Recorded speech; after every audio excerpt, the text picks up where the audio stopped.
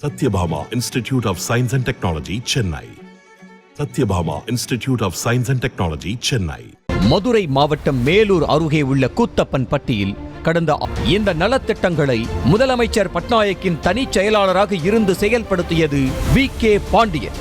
இதன் மூலம் ஒடிசா மாநிலத்தின் செயல்பாடுகளை தாண்டி ஆளும் பிஜு ஜனதா தளம் கட்சியின் விவகாரங்களிலும் வி.கே. பாண்டியனின் ஆலோசனைகளை நவீன் பட்நாயக் பெற ஆரம்பித்தார். மூத்த அமைச்சர்கள், தலைமை செயலாளர், உள்துறை செயலாளர் என ஒடிசாவின் அதிகார மையத்தை உருவாக்கும் நபராகவும் பாண்டியன் உருவெடுத்தார்.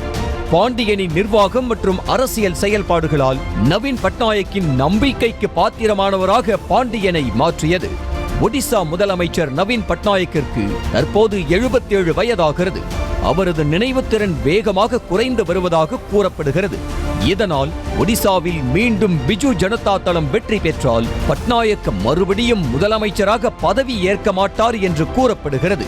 அத்தோடு பிஜு ஜனதா தளம் தலைவர் பதவியையும் அவர் ராஜினாமா செய்ய உள்ளதாக சொல்லப்படுகிறது.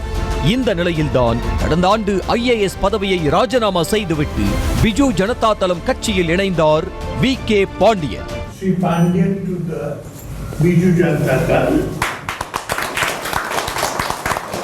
IAS பதவியிலிருந்து விலகிய பாண்டியனுக்கு உடனடியாக கேபினெட் அமைச்சர் அந்தஸ்துடன் பதவி கொடுக்கப்பட்டது. அத்தோடு பிஜு ஜனதா தளத்தின் சட்டமன்ற தேர்தல் பணிகளுக்கான முகமாகவும் பாண்டியன் மாறினார். எனவே ஒடிசாவில் மீண்டும் பிஜு ஜனதா தளம் வென்றார். நவீன் பட்நாயக்கின் வாரிசாக வி.கே. பாண்டியன் முதலமைச்சர் பதவியை ஏற்பார் என பேச்சுகள் அடிபடுகின்றன. இல்லை என்றால் பிஜு ஜனதா தளத்தின் தலைவராக பாண்டியன் நியமிக்கப்படலாம் என்றும் சொல்லப்படுகிறது. இதனால்தான் தேர்தல் பரப்புரையின் போது ஒடிசா மாநிலத்தை தமிழர் ஒருவர் ஆட்சி செய்வதை அனுமதிப்பதா என கேள்வி எழுப்பியிருக்கிறார் உள்துறை அமைச்சர் Amit Shah. Satyabhama Institute of Science and Technology, Chennai. Satyabhama Institute of Science and Technology, Chennai. செய்திகளை உடனுக்குடனும் துல்லியமாகவும் தெரிந்து கொள்ள சப்ஸ்கிரைப் பண்ணுங்க.